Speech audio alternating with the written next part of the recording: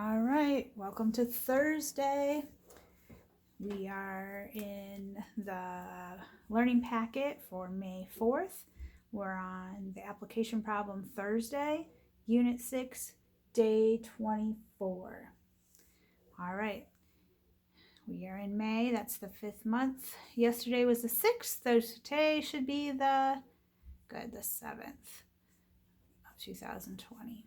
All right, here we go.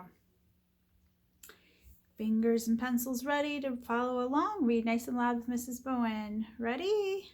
Begin. It snowed 7 days in February and the same number of days in March.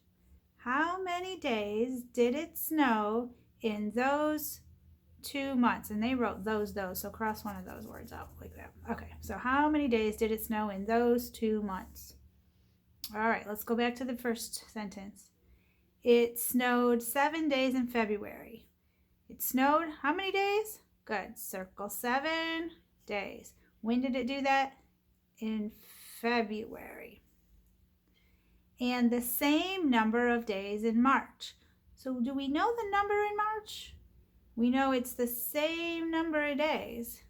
So what would that number be? If it snowed 7 days in February and the same number in March, what number should we write up above that circle? Good, 7. So put a 7 right there. In March, okay? So 7 days in February, 7 days in March. How many days? How many days in 2 months? All right, let's go right down to our model drawing. And what are we counting?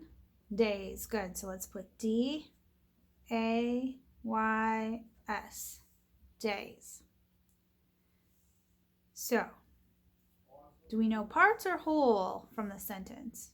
Do we know how many days in all? It snowed blank, blank in all? No, we don't. So, equals a question mark over here. And we have parts. Well, what do we know about this and this part?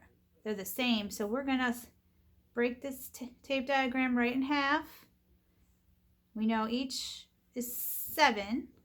What was the first 7? What did that represent? Days in, good, February. So let's write capital F, proper noun, E-B-R-U-A-R-Y, February.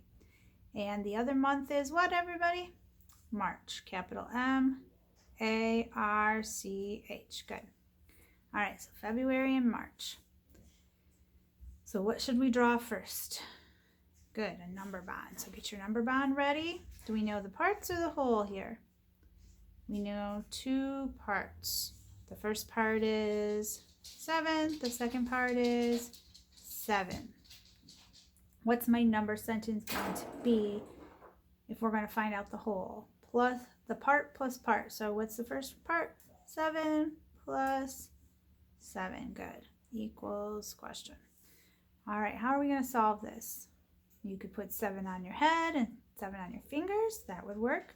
Could you draw a picture? Sure. Okay. So let's draw 1, 2, 3, 4, 5, 6, 7.